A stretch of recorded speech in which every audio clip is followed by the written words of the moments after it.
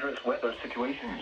Specially built receivers can be automatically activated by the signal to warn of the impending hazard. Tests of the signal and your receiver's performance are normally conducted by the National Weather Service each Wednesday between 11 a.m. and noon. If there is a threat of severe weather, the test will be postponed to the next available good weather day.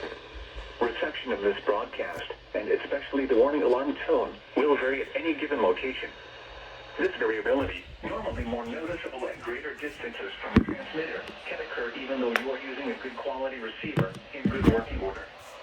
This concludes the weekly test of the new weather radio warning alarm device.